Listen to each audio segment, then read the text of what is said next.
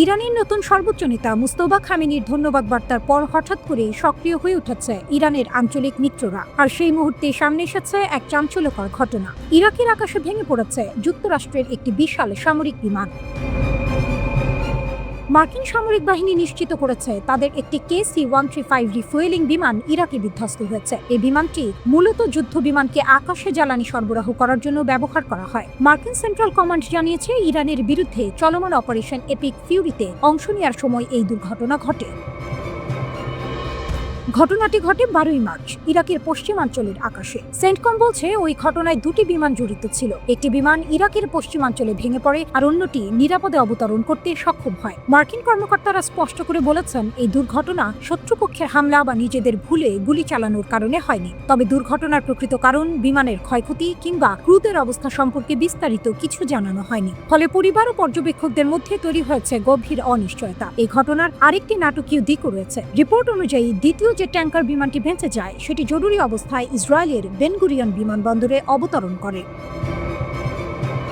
অবতরণের আগে বিমানটি আন্তর্জাতিক জরুরি সংকেত 7700 স্কোয়াক কোড পাঠায়। এই সংকেত সাধারণত তখনই ব্যবহার করা হয় যখন কোনো বিমানে গুরুতর বিপদ দেখা দেয়। ওয়াশিংটন যেখানে নীরবতা বজায় রেখেছে, ঠিক সেখানে ইরানের রাষ্ট্রীয় গণমাধ্যম একেবারেই ভিন্ন দাবি তুলেছে। ইরানের সংবাদ মাধ্যম প্রেস টিভি বলছে এই বিমানটি আসলে দুর্ঘটনা নয়, বরং ইরাকি প্রতিরোধ গোষ্ঠীর ক্ষেপণাস্ত্র হামলায় ভূপাতিত হয়েছে।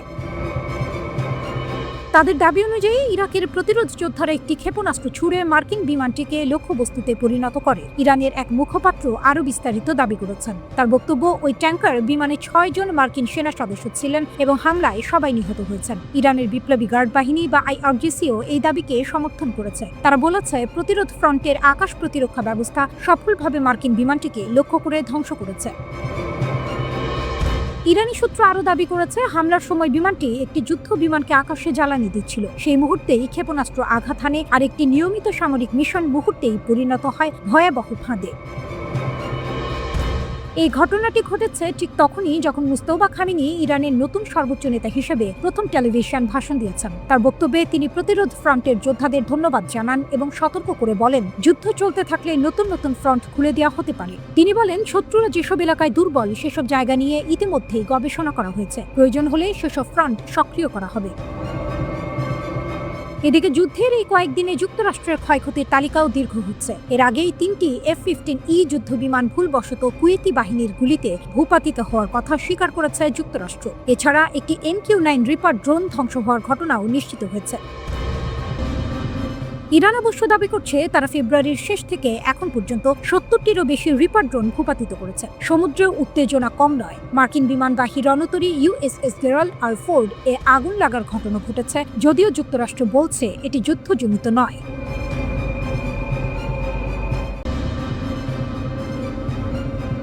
মধ্যপ্রাচ্যে মার্কিন আকাশ প্রতিরক্ষা ব্যবস্থায় ইরানের আরও একটি সফল হামলার খবর সামনে এসেছে। জর্ডানের একটি বিমান ঘাঁটিতে ইরানের হামলায় যুক্তরাষ্ট্রের অত্যাধুনিক ক্ষেপণাস্ত্র প্রতিরক্ষা ব্যবস্থা থার্ড এর একটি অত্যন্ত গুরুত্বপূর্ণ রাডার পুরোপুরি বিধ্বস্ত হয়েছে বলে স্যাটেলাইট ছবি বিশ্লেষণে দেখা গেছে। এই রাডারের দাম মার্কিন মুদ্রায় প্রায় $300 মিলিয়ন, অর্থাৎ প্রায় $30 কোটি। মার্কিন সংবাদ মাধ্যম CNN ও ব্লুমবার্গ এর প্রতিবেদনে এই তথ্য উঠে এসেছে।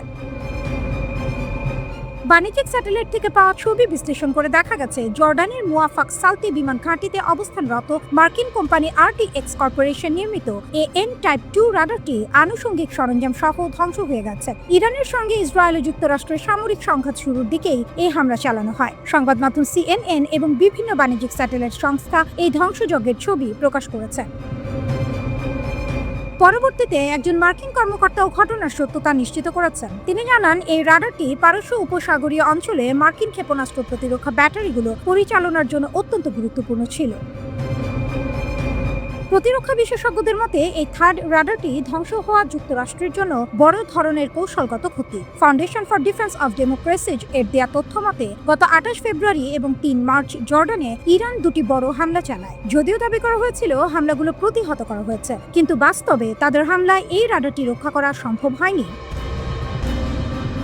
Centre for strategic and international studies CSIS এর বিশেষজ্ঞ টম কারাকো জানিয়েছেন পুরো বিশ্বে যুক্তরাষ্ট্রের মাত্র 8টি থার্ড ক্ষেপণাস্ত্র প্রতিরক্ষা ব্যবস্থা রয়েছে। একটি পূর্ণাঙ্গ থার্ড সিস্টেমের দাম প্রায় $1 বিলিয়ন। এর মধ্যে শুধু রাডারটির দামই প্রায় $300 মিলিয়ন।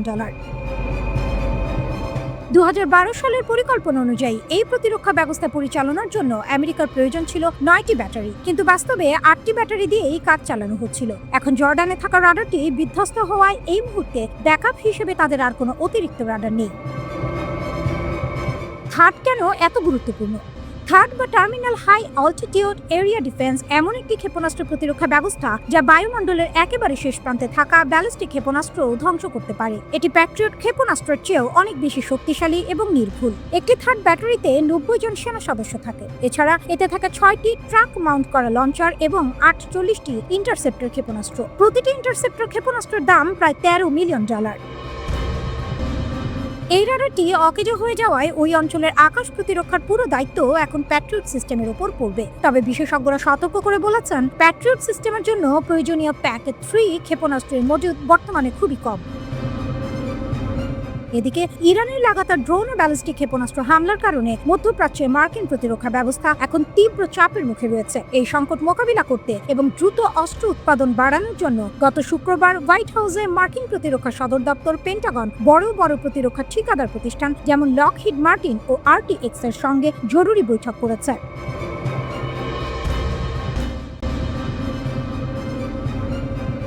মধ্যপ্রাচ্যে মার্কিন আকাশ প্রতিরক্ষা ব্যবস্থায় ইরানের আরও একটি সফল হামলার খবর সামনে এসেছে। জর্ডানের একটি বিমান ঘাঁটিতে ইরানের হামলায় যুক্তরাষ্ট্রের অত্যাধুনিক ক্ষেপণাস্ত্র প্রতিরক্ষা ব্যবস্থা থার্ড এর একটি অত্যন্ত গুরুত্বপূর্ণ রাডার পুরোপুরি বিধ্বস্ত হয়েছে বলে স্যাটেলাইট ছবি বিশ্লেষণে দেখা গেছে। এই রাডারের দাম মার্কিন মুদ্রায় প্রায় $300 মিলিয়ন, অর্থাৎ প্রায় $30 কোটি। মার্কিন সংবাদ মাধ্যম CNN ও ব্লুমবার্গ এর প্রতিবেদনে এই তথ্য উঠে এসেছে। বাণিজ্যিক স্যাটেলাইট থেকে পাওয়া ছবি বিশ্লেষণ করে দেখা গেছে, জর্ডানের মুয়াফাক সালতি বিমান ঘাঁটিতে অবস্থানরত মার্কিন কোম্পানি RTX কর্পোরেশন নির্মিত AN টাইপ 2 রাডারটি আনুষঙ্গিক সরঞ্জাম সহ ধ্বংস হয়ে গেছে। ইরানের সঙ্গে ইসরায়েল ও যুক্তরাষ্ট্রের সামরিক সংঘাত শুরুর দিকেই এই হামলা চালানো হয়। সংবাদ মাধ্যম CNN এবং বিভিন্ন বাণিজ্যিক স্যাটেলাইট সংস্থা এই ধ্বংসযজ্ঞের ছবি প্রকাশ করেছে। পরবর্তীতে একজন মার্কিন কর্মকর্তাও ঘটনার সত্যতা নিশ্চিত করেছেন। তিনি জানান, এই রাডারটি পারস্য উপসাগরীয় অঞ্চলে মার্কিন ক্ষেপণাস্ত্র প্রতিরক্ষা ব্যাটারিগুলো পরিচালনার জন্য অত্যন্ত গুরুত্বপূর্ণ ছিল। প্রতিরক্ষা বিশেষজ্ঞদের মতে এই থার্ড রাডারটি ধ্বংস হওয়া যুক্তরাষ্ট্রের জন্য বড় ধরনের কৌশলগত ক্ষতি। Foundation for defence of democracy এর দেয়া তথ্য মতে গত 28 ফেব্রুয়ারি এবং 3 মার্চ জর্ডানে ইরান দুটি বড় হামলা চালায়। যদিও দাবি করা হয়েছিল হামলাগুলো প্রতিহত করা হয়েছে, কিন্তু বাস্তবে তাদের হামলায় এই রাডারটি রক্ষা করা সম্ভব হয়নি। Centre for strategic and international studies CSIS এর বিশেষজ্ঞ টম কারাকো জানিয়েছেন, পুরো বিশ্বে যুক্তরাষ্ট্রের মাত্র 8টি থার্ড ক্ষেপণাস্ত্র প্রতিরক্ষা ব্যবস্থা রয়েছে। একটি পূর্ণাঙ্গ থার্ড সিস্টেমের দাম প্রায় $1 বিলিয়ন। এর মধ্যে শুধু রাডারটির দামই প্রায় $300 মিলিয়ন। 2012 সালের পরিকল্পনা অনুযায়ী এই প্রতিরক্ষা ব্যবস্থা পরিচালনার জন্য আমেরিকার প্রয়োজন ছিল 9টি ব্যাটারি, কিন্তু বাস্তবে 8টি ব্যাটারি দিয়েই কাজ চালানো হচ্ছিল। এখন জর্ডানে থাকা রাডারটি বিধ্বস্ত হওয়ায় এই মুহূর্তে ব্যাকআপ হিসেবে তাদের আর কোনো অতিরিক্ত রাডার নেই। থার্ড কেন এত গুরুত্বপূর্ণ? থার্ড বা terminal high altitude area defence এমন একটি ক্ষেপণাস্ত্র প্রতিরক্ষা ব্যবস্থা যা বায়ুমণ্ডলের একেবারে শেষ প্রান্তে থাকা ব্যালিস্টিক ক্ষেপণাস্ত্র ধ্বংস করতে পারে। এটি প্যাট্রিয়ট ক্ষেপণাস্ত্রের চেয়েও অনেক বেশি শক্তিশালী এবং নির্ভুল। একটি থার্ড ব্যাটারিতে 90 জন সেনা সদস্য থাকে। এছাড়া এতে থাকে 6টি ট্রাক মাউন্ট করা লঞ্চার এবং 48টি ইন্টারসেপ্টর ক্ষেপণাস্ত্র। প্রতিটি ইন্টারসেপ্টর ক্ষেপণাস্ত্রের দাম প্রায় $13 মিলিয়ন। এই রাডারটি অকেজো হয়ে যাওয়ায় ওই অঞ্চলের আকাশ প্রতিরক্ষার পুরো দায়িত্ব এখন প্যাট্রিয়ট সিস্টেমের উপর পড়বে। তবে বিশেষজ্ঞরা সতর্ক করে বলেছেন, প্যাট্রিয়ট সিস্টেমের জন্য প্রয়োজনীয় প্যাকেট 3 ক্ষেপণাস্ত্রের মজুদ বর্তমানে খুবই কম। এদিকে ইরানের লাগাতার ড্রোন ও ব্যালিস্টিক ক্ষেপণাস্ত্র হামলার কারণে মধ্যপ্রাচ্যে মার্কিন প্রতিরক্ষা ব্যবস্থা এখন তীব্র চাপের মুখে রয়েছে। এই সংকট মোকাবিলা করতে এবং দ্রুত অস্ত্র উৎপাদন বাড়ানোর জন্য গত শুক্রবার হোয়াইট হাউসে মার্কিন প্রতিরক্ষা সদর দপ্তর পেন্টাগন বড় বড় প্রতিরক্ষা ঠিকাদার প্রতিষ্ঠান যেমন লকহিড মার্টিন ও RTX এর সঙ্গে জরুরি বৈঠক করেছে।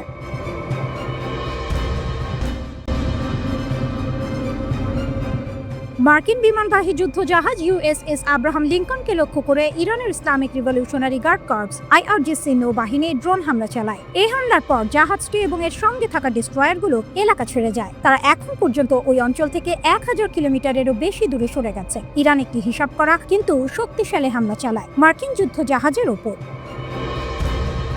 এই ঘটনাকে ডেনা সংঘাতের বড় মোড় হিসেবে দেখা হচ্ছে। ইরানের যুদ্ধজাহাজ IRIS ডেনার ওপর যুক্তরাষ্ট্র হামলা চালানোর পর সমুদ্রে উত্তেজনা দ্রুত বাড়তে থাকে। এর ফলে দুই পক্ষ সরাসরি সংঘর্ষের দিকে এগোতে থাকে। নতুন কিছু ভিডিও সামনে এসেছে। এসব ভিডিও দেখে ধারণা করা হচ্ছে ইরানের কাছে আরও গোপন ক্ষেপণাস্ত্র কর্মসূচি থাকতে পারে, কারণ USS আব্রাহাম লিঙ্কন এর কাছে নৌবাহিনীর পাল্টাপাল্টি হামলার ঘটনা দেখা গেছে। ঠিক সেই সময় জাহাজটি এলাকা ছেড়ে যাওয়ার খবর প্রকাশিত হয়।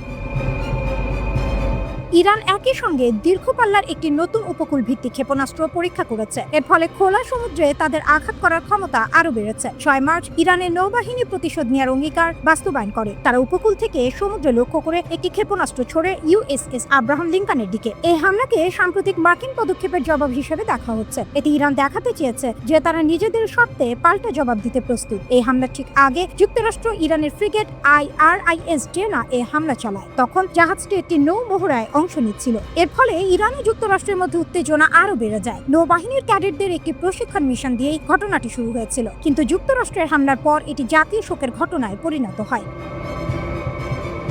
এই হামলায় IRIS ডেনা দৃশ্যমানভাবে ক্ষতিগ্রস্ত হয়। ইরান এই হামলাকে কাপুরুষোচিত আক্রমণ বলে উল্লেখ করে। তারা দাবি করে এতে নিহত হয়েছেন নৌ শিক্ষার্থীরা। তারা একটি আঞ্চলিক সহযোগিতা ও শান্তির প্রতীক মহড়া দিয়ে ফিরছিলেন। এক আবেগঘন বিবৃতিতে ইরানের সেনাবাহিনী জানায়, নিহত নাবিকদের রক্ত বৃথা যাবে না। তাদের মৃত্যু দেশের প্রতিশোধের সংকল্পকে আরো শক্ত করবে।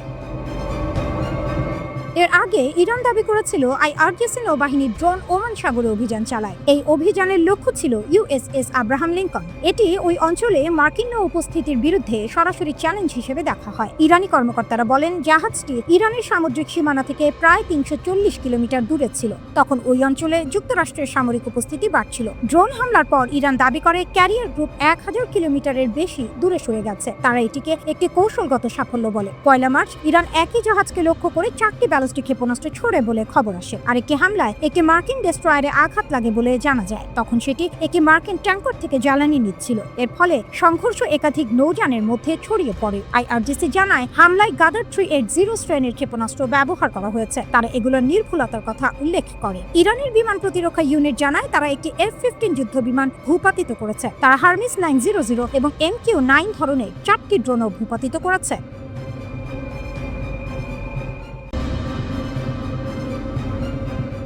রাশিয়া কি ইরানের পাশে যুদ্ধে? ইরান কি সত্যি একা লড়ছে, নাকি পর্দার আড়ালে আছে রাশিয়ার শক্ত হাত? 28 ফেব্রুয়ারি যুক্তরাষ্ট্র ও ইসরায়েলের আকস্মিক হামলার মধ্য দিয়ে এই সংঘাতের শুরু। সে হামলায় নিহত হন ইরানের সর্বোচ্চ নেতা আয়াতুল্লাহ আলী খামেনি এবং দেশটির কয়েকজন শীর্ষ সামরিক কমান্ডার। এরপর থেকেই ইরানের উপর অব্যাহত হামলা চালিয়ে যাচ্ছে যুক্তরাষ্ট্র ও ইসরায়েল। অন্যদিকে মার্কিন প্রেসিডেন্ট ডোনাল্ড ট্রাম্প যুদ্ধের জন্য সমর্থন পেতে মধ্যপ্রাচ্য ও ইউরোপের নেতাদের সঙ্গে যোগাযোগ চালিয়ে যাচ্ছেন। কিন্তু যুদ্ধের ময়দানে ইরানকে অনেকটা একা লড়তে দেখা যাচ্ছে। এই অবস্থায় প্রশ্ন উঠেছে, ইরানের দীর্ঘদিনের মিত্র রাশিয়া কি সরাসরি কোনো সামরিক সহায়তা দিচ্ছে? এই প্রশ্নের উত্তর দিয়েছেন ইরানের পররাষ্ট্রমন্ত্রী আব্বাস আরাকচি। এক সাক্ষাৎকারে তিনি বলেন, ইরান ও রাশিয়ার সম্পর্ক কেবল কূটনৈতিক নয়, বরং এটি একটি দীর্ঘদিনের কৌশলগত অংশীদারিত্ব। আরাকচি বলেন, রাশিয়ার সঙ্গে ইরানের সামরিক সহযোগিতা নতুন কিছু নয়। এটি কোনো গোপন বিষয় নয়। অতীতেও ছিল, এখনো আছে এবং ভবিষ্যতেও থাকবে। তবে যুক্তরাষ্ট্রের লক্ষ্যবস্তু শনাক্ত করতে রাশিয়া ইরানকে সাহায্য করছে কিনা এই প্রশ্নে তিনি সরাসরি কিছু বলেননি। তিনি জানান, এ ধরনের নির্দিষ্ট সামরিক তথ্য তার কাছে নেই। তবে রাশিয়ার সঙ্গে ইরানের সম্পর্ক খুবই শক্তিশালী এবং তারা বিভিন্ন ক্ষেত্রে সহযোগিতা করছে। কিন্তু ঠিক তখনই সামনে আসে আরেকটি বিস্ফোরক তথ্য।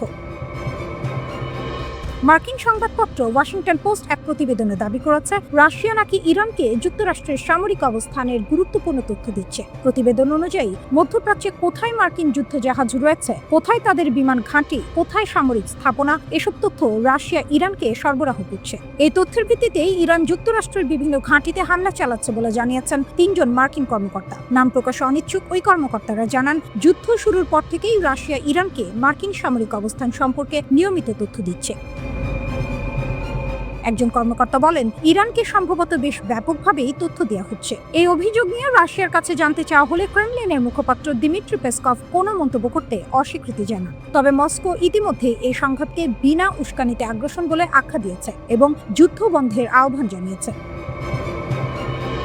মার্কিন কর্মকর্তাদের দাবি, যুদ্ধ শুরুর কিছুদিনের মধ্যেই ইরান নিজস্বভাবে মার্কিন বাহিনীর অবস্থান শনাক্ত করার সক্ষমতা অনেকটাই হারিয়ে ফেলে। এমন পরিস্থিতিতে রাশিয়ার গোয়েন্দা সহায়তা ইরানের জন্য অত্যন্ত গুরুত্বপূর্ণ হয়ে ওঠে। এই সহায়তার ফলই নাকি দেখা গেছে সাম্প্রতিক হামলাগুলোতে। কুয়েতে একটি মার্কিন ঘাঁটিতে ইরানি ড্রোন হামলায় 6 জন মার্কিন সেনা নিহত হন এবং আরও কয়েকজন আহত হন। শুধু কুয়েত নয়, মধ্যপ্রাচ্যের বিভিন্ন এলাকায় মার্কিন ঘাঁটি, দূতাবাস এবং সামরিক স্থাপনাকে লক্ষ্য করে হাজার হাজার ড্রোন ও ক্ষেপণাস্ত্র নিক্ষেপ করেছে ইরান। রুশ সামরিক বিশেষজ্ঞ দারা মাসিস্ট বলেছেন, ইরানের হামলাগুলো অত্যন্ত নিখুঁত। তার মতে, ইরান বিশেষভাবে early warning radar, command centre ও নিয়ন্ত্রণ ব্যবস্থাকে লক্ষ্য করে আঘাত করছে। তিনি বলেন, ইরানের নিজস্ব সামরিক স্যাটেলাইট প্রায় নেই বললেই চলে। এ কারণে রাশিয়ার উন্নত মহাকাশ প্রযুক্তি তাদের জন্য খুবই মূল্যবান হতে পারে।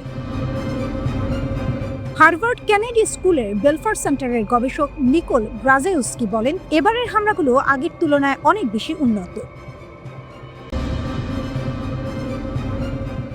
28 ফেব্রুয়ারি শুরু হওয়া যুদ্ধে যুক্তরাষ্ট্রের কয়েকজন সেনাকে আটক করা হয়েছে বলে দাবি করেছেন ইরানের জাতীয় নিরাপত্তা কাউন্সিলের প্রধান আলী লারিজানি। সামাজিক যোগাযোগ মাধ্যম এক্সে দেয়া এক পোস্টে তিনি এই দাবি করেন। তবে কতজন মার্কিন সেনাকে আটক করা হয়েছে সে বিষয়ে কোনো সংখ্যা তিনি উল্লেখ করেননি। লারিজানি তার পোস্টে লিখেছেন, তাকে জানানো হয়েছে যে কয়েকজন আমেরিকান সেনা বন্দী হয়েছেন, কিন্তু যুক্তরাষ্ট্র দাবি করছে ওই সেনারা যুদ্ধে নিহত হয়েছেন। তার মতে, সত্যকে বেশি দিন লুকিয়ে রাখা যায় না, তাই একসময় বাস্তবতা প্রকাশ পাবে। তবে ইরানের এই দাবি দ্রুতই নাকচ করে দিয়েছে যুক্তরাষ্ট্র। মার্কিন সামরিক বাহিনীর পক্ষ থেকে দেয়া এক বিবৃতিতে বলা হয়েছে, ইরানের এই বক্তব্য পুরোপুরি মিথ্যা। যুক্তরাষ্ট্রের নৌবাহিনীর ক্যাপ্টেন টিম হকিন্স বলেন, ইরানের শাসক গোষ্ঠীর বিভ্রান্তি ছড়ানোর জন্য নানা ধরনের মিথ্যা তথ্য প্রচার করছে। তার মতে, মার্কিন সেনা আটকের দাবি সেই ধরনের আরেকটি উদাহরণ। আল জাজিরা আরাবিককে দেয়া এক প্রতিক্রিয়ায় যুক্তরাষ্ট্রের সেন্ট্রাল কমান্ড বা সেন্টকমের একজন মুখপাত্র একই কথা বলেছেন। তিনি বলেন, ইরানের এই দাবি তাদের মিথ্যাচার ও বিভ্রান্তি তৈরির প্রচেষ্টার অংশ। গত 28 ফেব্রুয়ারি ইরানের ভেতরে যুক্তরাষ্ট্র ও ইসরায়েলের যৌথ হামলার মাধ্যমে বর্তমান যুদ্ধের সূচনা হয়। এরপর থেকে সংঘাত আরও তীব্র হয়ে উঠেছে। এই যুদ্ধে এখন পর্যন্ত মার্কিন সশস্ত্র বাহিনীর অন্তত 6 জন সদস্য নিহত হয়েছেন বলে যুক্তরাষ্ট্র জানিয়েছে। যুক্তরাষ্ট্রের প্রেসিডেন্ট ডোনাল্ড ট্রাম্প এই সামরিক অভিযানের নাম দিয়েছেন অপারেশন এপিক ফিউরি। ইরানের তাসনিম সংবাদ সংস্থার এক প্রতিবেদনে বলা হয়েছে, যুদ্ধ শুরু হওয়ার পর থেকে এখন পর্যন্ত প্রায় 1332 জন মানুষ নিহত হয়েছেন। নিহতদের মধ্যে প্রায় 180 জন শিশু রয়েছে। দক্ষিণ পূর্বাঞ্চলীয় শহর মিনাবের একটি স্কুলে হামলার সময় এই শিশুদের মৃত্যু হয়েছে বলে জানা গেছে।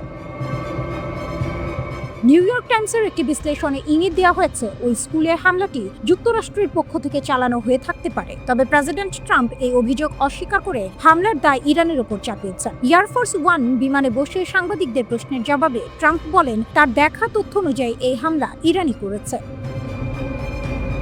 সেদিন ট্রাম্প দক্ষিণ ফ্লোরিডার একটি রিসোর্ট এবং ডেলাওয়ারের ডোভার বিমান ঘাঁটির মধ্যে যাতায়াত করে দিন কাটান। ফ্লোরিডায় তিনি লাতিন আমেরিকার কর্মকর্তাদের আতিথ্য দিচ্ছিলেন, আর ডোভার ঘাঁটিতে নিহত মার্কিন সেনাদের মরদেহ হস্তান্তরের অনুষ্ঠান অনুষ্ঠিত হয়। যুদ্ধ শুরুর একদিন পর অর্থাৎ 1 মার্চ কুয়েতের একটি বন্দরে ইরানের ড্রোন হামলায় ওই 6 মার্কিন সেনা নিহত হন। নিহত সেনারা হলেন ডেকলান কোডি, জেফ্রি ও ব্রায়েন, কোডি খোর্ক, নোয়া টিডজান্স, নিকোল আমর এবং রবার্ট মার্জান। ডোভার বিমান ঘাঁটিতে নিহতদের মরদেহ গ্রহণের আনুষ্ঠানিকতা শেষে ট্রাম্প বলেন, এটি অত্যন্ত দুঃখজনক একটি দিন। ইরান সম্পর্কে ট্রাম্প বলেন, যুক্তরাষ্ট্র যুদ্ধে বড় ব্যবধানে এগিয়ে আছে এবং তারা ইরানের পুরো দুষ্ট সাম্রাজ্য ধ্বংস করে দিয়েছে। তবে তিনি এখনো ইরানি সরাসরি মার্কিন সেনা মোতায়েনের সম্ভাবনা পুরোপুরি বাতিল করেননি। নিউ ইয়র্ক পোস্টকে দেয়া এক সাক্ষাৎকারে ট্রাম্প বলেন, অনেক প্রেসিডেন্টই বলেন যে তারা বিদেশে সেনা পাঠাবেন না, কিন্তু তিনি এমন কোনো প্রতিশ্রুতি দিতে চান না। ট্রাম্পের ধারণা, এই যুদ্ধ 4 থেকে 5 সপ্তাহ পর্যন্ত স্থায়ী হতে পারে।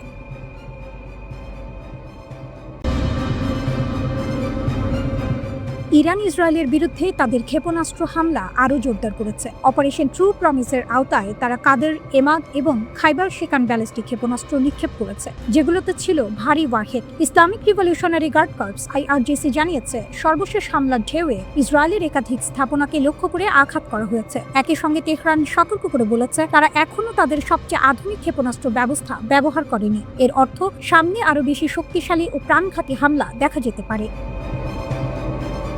আইআরজিসির মুখপাত্র আলী মোহাম্মদ নাইনি স্পষ্ট ভাষায় ঘোষণা দিয়েছেন, ইরান অন্তত 6 মাস ধরে পূর্ণমাত্রার যুদ্ধ চালিয়ে যাওয়ার জন্য পুরোপুরি প্রস্তুত। তার কথায়, ইরানের সশস্ত্র বাহিনী ইতিমধ্যেই বড় যুদ্ধের জন্য সব ধরনের কৌশল ও অস্ত্র প্রস্তুত করে রেখেছে। ভারী ব্যালিস্টিক ক্ষেপণাস্ত্র, ক্রুজ মিসাইল, ড্রোন, এমনকি আক্রমণকারী নৌযানও সবকিছুই প্রস্তুত একটি দীর্ঘ ও কঠিন যুদ্ধের জন্য। কিন্তু সবচেয়ে চমকে দেওয়ার মতো তথ্য হলো, এখন পর্যন্ত যেসব ক্ষেপণাস্ত্র ব্যবহার করেছে ইরান, সেগুলো তাদের পুরনো প্রজন্মের অস্ত্র। আইআরজিসির মুখপাত্র বলেন, যুদ্ধের শুরু থেকে এখন পর্যন্ত যে মিসাইলগুলো নিক্ষেপ করা হয়েছে তার বেশিরভাগই 2012 ও 2013 সালের প্রযুক্তিতে তৈরি, অর্থাৎ প্রথম ও দ্বিতীয় প্রজন্মের ক্ষেপণাস্ত্র। তার ভাষায়, গত 10 দশকে তৈরি সবচেয়ে আধুনিক মিসাইলগুলো আমরা এখনো ব্যবহারই করিনি। এই বক্তব্য শোনার পর আন্তর্জাতিক বিশ্লেষকদের কপালে ভাঁজ পড়েছে, কারণ এর অর্থ দাঁড়ায় ইরানের হাতে এখনো অনেক বেশি শক্তিশালী অস্ত্র মজুত রয়েছে। ইরানের দাবি, সাম্প্রতিক বছরগুলোতে তাদের ক্ষেপণাস্ত্র উৎপাদন কয়েকগুণ বেড়েছে, অর্থাৎ যুদ্ধ দীর্ঘ হলে ইরানের হাতে গোলা বারুদের ঘাটতি হবে না, এটাই বোঝাতে চাইছে তেহরান। নতুন অভিযানের সর্বশেষ ধাপে ইরান ব্যবহার করেছে ভারী ব্যালিস্টিক মিসাইল, যেগুলোতে ছিল 700 কেজি থেকে 1 টন পর্যন্ত ওয়ারহেড। আইআরজিসির দাবি অনুযায়ী এই হামলায় ব্যবহার করা হয়েছে উন্নত মানের কাদর ও ইমাদ ব্যালিস্টিক মিসাইল। এর সঙ্গে যুক্ত হয়েছে আরেকটি ভয়ঙ্কর অস্ত্র, খাইবার শেকান মিসাইল। এই ক্ষেপণাস্ত্রের পাল্লা প্রায় 1450 কিলোমিটার, দূর থেকে আঘাত হানতে সক্ষম, আর লক্ষ্যবস্তুতে পৌঁছালে তার ধ্বংস ক্ষমতা ভয়াবহ। গত 5 মার্চ সকালে এমন একাধিক মিসাইল ইসরায়েলের গুরুত্বপূর্ণ সামরিক স্থাপনার দিকে ছুটে যায়। ইরানের দাবি, এমন হামলায় একাধিক কৌশলগত লক্ষ্যবস্তুতে আঘাত হেনেছে তাদের ক্ষেপণাস্ত্র। বিশ্লেষকদের মতে, এই একই ধরনের মিসাইল ব্যবহার করেই সম্প্রতি ইসরায়েলের প্রধানমন্ত্রী বেনিয়ামিন নেতানিয়াহুর নিরাপদ অফিস লক্ষ্য করে হামলা চালানো হয়েছিল। এদিকে ইসরায়েল অভিযোগ করেছে, ইরান এই যুদ্ধে ক্লাস্টার বোমা ব্যবহার করছে, যা অত্যন্ত ধ্বংসাত্মক এবং বিপজ্জনক। মধ্য ইসরায়েলের 2টি ঘনবসতিপূর্ণ এলাকায় আঘাত হানে ইরানি ক্ষেপণাস্ত্র। এর ফলে আশপাশের আবাসিক এলাকায় ব্যাপক ক্ষয়ক্ষতি হয়, ধসে পড়ে বহু ভবন, পুড়ে যায় অসংখ্য গাড়ি, ইসরায়েলি শহরগুলোর রাস্তায় ছড়িয়ে পড়ে ধ্বংসস্তূপ। 7 মার্চ আইআরজিসি আরও জানায়, তারা সমন্বিত ড্রোন ও ব্যালিস্টিক মিসাইল হামলা চালিয়েছে ইসরায়েলের বিভিন্ন স্থাপনায়। এই হামলায় ব্যবহার করা হয়েছে নতুন প্রজন্মের নির্ভুল ক্ষেপণাস্ত্র।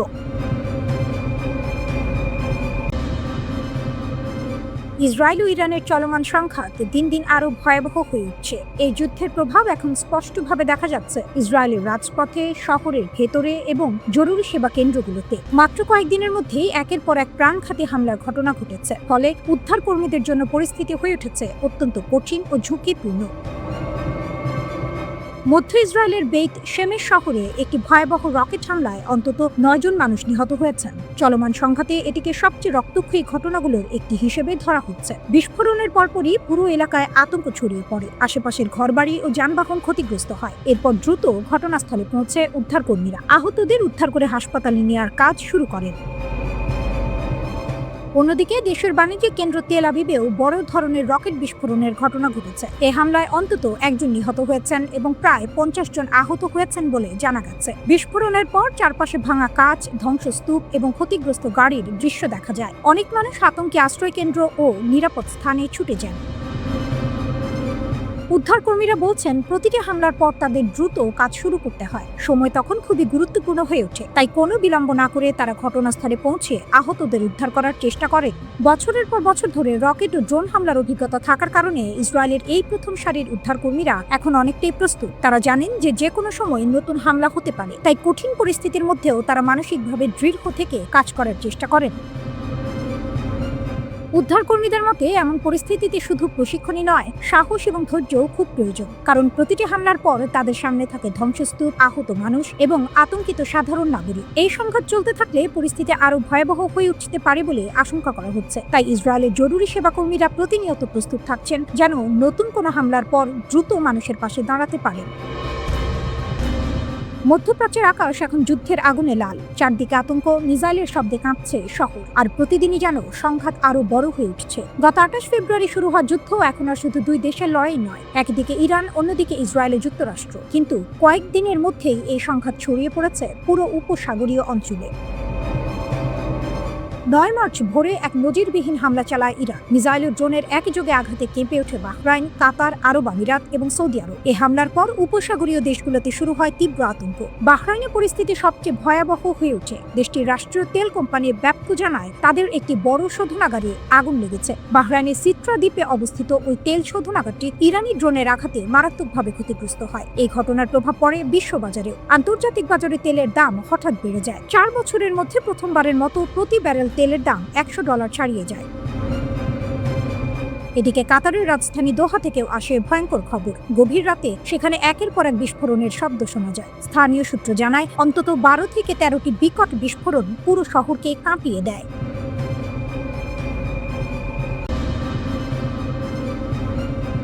ইরান এবার যুদ্ধের ময়দানে নতুন এক বার্তা দিল, আরো ভারী, আরো ভয়ঙ্কর ক্ষেপণাস্ত্রের বার্তা। যে বার্তা শুধু সামরিক কৌশল নয়, মধ্যপ্রাচ্যের আকাশে নতুন এক অস্থিরতার ছায়া ফেলছে। ইরানের ইসলামিক রিভলিউশনারি গার্ডস বা IRGCর শীর্ষ কমান্ডার ব্রিগেডিয়ার জেনারেল মজিদ মোসাভি ঘোষণা দিয়েছেন, এখন থেকে ইরান 1000 কেজি বা তার বেশি বিস্ফোরক বহন করতে পারে এমন ক্ষেপণাস্ত্র ব্যবহারের দিকে যাবে। এর অর্থ একটাই, প্রতিটি আঘাত হবে আগের চেয়ে অনেক বেশি ধ্বংসাত্মক। এতদিন ইরান মূলত 1000 কেজির কম বিস্ফোরকবাহী ক্ষেপণাস্ত্র ব্যবহার করছিল, কিন্তু নতুন এই সিদ্ধান্তের ফলে প্রতিটি ক্ষেপণাস্ত্রের বিস্ফোরণ এলাকা, পাল্লা এবং ধ্বংস সক্ষমতা দ্বিগুণেরও বেশি হয়ে যেতে পারে। লেবাননের সংবাদ মাধ্যম আল মায়াদিনকে দেয়া এক সাক্ষাৎকারে মোসাভি বলেন, যুক্তরাষ্ট্র ও ইসরায়েলের সামরিক ঘাঁটি ছাড়াও উপসাগরীয় অঞ্চলের গুরুত্বপূর্ণ অবকাঠামো এখন তাদের লক্ষ্যবস্তু হতে পারে। এর মধ্যে রয়েছে দুবাই আন্তর্জাতিক বিমানবন্দর এবং সৌদি আরবের রাশ তানুকা তেল শোধনাগারের মতো স্থাপনা। এই ঘোষণা এমন এক সময় এলো যখন যুক্তরাষ্ট্র ও ইসরায়েলের সঙ্গে উত্তেজনা তুঙ্গে। অনেকে মনে করছেন এটি শুধু হুমকি নয়, বরং যুদ্ধের নতুন ধাপে যাওয়ার ইঙ্গিত। সামরিক পর্যবেক্ষকদের মতে ইরান এখন তার যুদ্ধ কৌশল বদলে ফেলেছে। আগে তারা সস্তা কিন্তু প্রাণঘাতী শাহেদ ড্রোন ব্যবহার করে শত্রুর আকাশ প্রতিরক্ষা ব্যবস্থাকে ব্যস্ত রাখার চেষ্টা করত। এই ড্রোনগুলো খুব দ্রুত ধ্বংসযজ্ঞ চালাতে পারে না, কিন্তু একসঙ্গে অনেকগুলো পাঠানো হলে প্রতিপক্ষের প্রতিরক্ষা ব্যবস্থা চাপে পড়ে যায়। এখন সেই কৌশলের সঙ্গে যোগ হচ্ছে আরো ভারী ও দ্রুতগতির ক্ষেপণাস্ত্র। নতুন কৌশলে ইরান তুলনামূলক কম সংখ্যায় কিন্তু অত্যন্ত শক্তিশালী ক্ষেপণাস্ত্র ব্যবহার করতে পারে, যেগুলো বিমান ঘাঁটি, ভূগর্ভস্থ কমান্ড সেন্টার বা শক্তভাবে সুরক্ষিত স্থাপনাগুলোতে বড় ধরনের ধ্বংসযজ্ঞ চালাতে সক্ষম। ভূ রাজনৈতিক বিশ্লেষক সানাকা আল-সেলম পেরেরা সামাজিক যোগাযোগ মাধ্যম এক্সে লিখেছেন, এই সিদ্ধান্ত যুদ্ধের অর্থনীতি বদলে দিতে পারে। অর্থাৎ ইরান এমন ক্ষেপণাস্ত্র ব্যবহার করতে চাইছে যেগুলো ঠেকাতে প্রতিপক্ষকে আরো বেশি খরচ করতে হবে, কারণ একটি ক্ষেপণাস্ত্র বা ড্রোন ঠেকাতে সাধারণত 2 থেকে 3টি ইন্টারসেপ্টর ব্যবহার করতে হয়, আর এই ইন্টারসেপ্টরগুলো অত্যন্ত ব্যয়বহুল। যুক্তরাষ্ট্রের প্যাট্রিয়ট প্রতিরক্ষা ব্যবস্থার একটি ক্ষেপণাস্ত্রের দাম প্রায় $40 লাখ, থার্ড ইন্টারসেপ্টরের দাম প্রায় $1.20 লাখ, ইসরায়েলের অ্যারো 3 ক্ষেপণাস্ত্রের দাম প্রায় $30 লাখ। অন্যদিকে একটি শাহেদ ড্রোনের দাম সর্বোচ্চ $50,000। এই বিশাল দামের পার্থক্যই যুদ্ধের হিসাব পাল্টে দিতে পারে। যুদ্ধের শুরুতে ইরানের লক্ষ্য ছিল প্রতিপক্ষের আকাশ প্রতিরক্ষা ব্যবস্থাকে একটি ক্ষয়িষ্ণু যুদ্ধে টেনে আনা। ঝাঁকে ঝাঁকে ড্রোন ও স্বল্প মূল্যের ক্ষেপণাস্ত্র ছুড়ে তারা প্রতিপক্ষের দামি ইন্টারসেপ্টরগুলো শেষ করে দিতে চেয়েছিল। গত 28 ফেব্রুয়ারি সংঘাত শুরু হওয়ার পর থেকে ইরান প্রায় 3 ডজন দফায় হামলা চালিয়েছে। এর মধ্যে রয়েছে শাহেদ 136 কামিকাজে ড্রোন সহ বিভিন্ন ধরনের ক্ষেপণাস্ত্র হামলা। 33তম দফার হামলায় ইরান ব্যবহার করেছে খেইবার শেকান এবং আরও শক্তিশালী খোররামশার ক্ষেপণাস্ত্র। খেইবার শেকানের পাল্লা প্রায় 1450 কিলোমিটার এবং এটি 550 কেজি বিস্ফোরক বহন করতে পারে। অন্যদিকে খোররামশার ক্ষেপণাস্ত্র প্রায় 1800 কেজি পর্যন্ত বিস্ফোরক বহনে সক্ষম। ইরানের দাবি, এই আধুনিক ক্ষেপণাস্ত্রগুলো ম্যাক 8 গতিতে উঠতে পারে এবং মাঝ আকাশে গতিপথ পরিবর্তন করতে পারে। যদি তা সত্যি হয়, তাহলে ইসরায়েলের অ্যারো 3 প্রতিরক্ষা ব্যবস্থাকে ফাঁকি দেওয়া আরও সহজ হয়ে যেতে পারে। বিশ্লেষকদের মতে, যখন একটি ওয়ারহেডের ওজন 1 টন হয়, তখন আঘাতের ধ্বংসের ব্যাসার্ধ দ্বিগুণ হয়ে যায়। ফলে একটি ক্ষেপণাস্ত্র যদি লক্ষ্যবস্তুতে আঘাত হানে, তার পরিণতি হতে পারে ভয়াবহ। এখন প্রশ্ন হচ্ছে, ইরান যদি সত্যি আরো ভারী ক্ষেপণাস্ত্র ব্যবহার শুরু করে, তাহলে মধ্যপ্রাচ্যের বর্তমান আকাশ প্রতিরক্ষা কাঠামো কতটা টিকে থাকতে পারবে?